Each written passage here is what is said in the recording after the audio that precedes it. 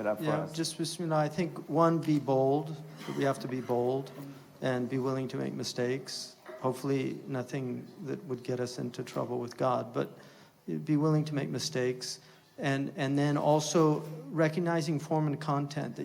That one of the things that the modern world is, it's incredibly ugly. Our buildings are ugly. Our clothes are ugly.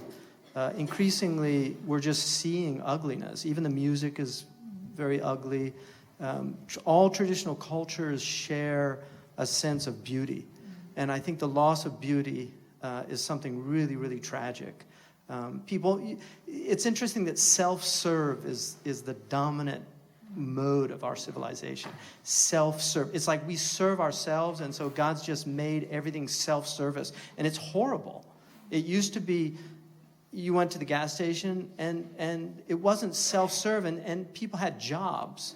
Now everything's just become self-serve. And so I think service of the self, this loss of a sense of who we are, and part of who we are is the ihsan is in us to make things beautiful. I tell this story just about when I was in Mauritania. One of the things that really struck me was the big pens spread out in the desert with these the Mauritanians, who traditionally used pens that were made out of bamboo. But they didn't leave the big pen the way it was. They ornamented them with leather. And just they had to put this cover on the big pen. And I remember asking somebody, why did they do that? And they said, they're so ugly. And it's very interesting, this functionalism, this idea of just functionalism. Things should be functional. No, you could just have a carpet. Why did they make these beautiful designs? What was in them that necessitated them to make it beautiful? And you look at modern carpets and they're ugly. It's as simple as that. The buildings are ugly. The clothes are ugly. People don't, now people say, I dress for myself. Exactly. Like traditionally people dress for other people. It's like perfume. You don't wear perfume for yourself. You wear it, it's a charity for other people. So this is just this sense of aesthetic, to me, is incredibly important. And it's been foundational in terms of the way I just look at the Muslim world, and the traditional Muslim world is so stunningly beautiful. I mean, the Taj Mahal is one of the most visited places in the world. The Alhambra Palace is one of the most visited places in the world. Why? Because people go in there and they're just overwhelmed by the sheer beauty of it. Well, what were they like, those people that produced those things? And what are people going to say about us, the people that produced the plastic bottle? People that when they dig down and look or watch YouTube 100 years from now and wonder what were these people thinking of? Like, you never see a tradition. Look at Native American Indians. Look at Curtis's photographs of these Native Americans.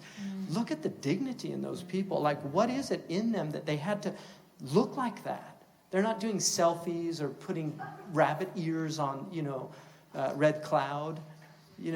They're there with some sense of what a human being is. And those are Aboriginal people.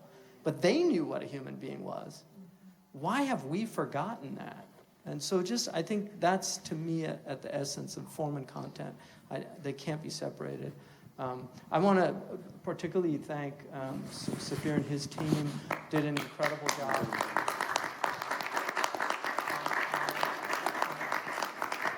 Thank all of you for coming. Imam Zaid, as always, and Dr. Mahan, thank you for coming out here for this. Sister Marianne, who's just a real blessing for us on the Hill. She's just been such an incredible friend to the Muslim community, and we're fortunate to have her as a friend. And thank all of you for coming out, and all the people online also, we thank you for coming in. Please support the college with whatever you're able to, not the least of which certainly is your prayers. And thank you, and barakallahu fikum jami'an, inshallah. Subhanakallah wa bihamdika, ashhadu an la ilaha illa anta, nastaghfiruka wa natubu ilayk. Subhana rabbika rabbil izzati amma yasifun, wa salamun ala mursalin, walhamdulillahi rabbil alameen. Thank you.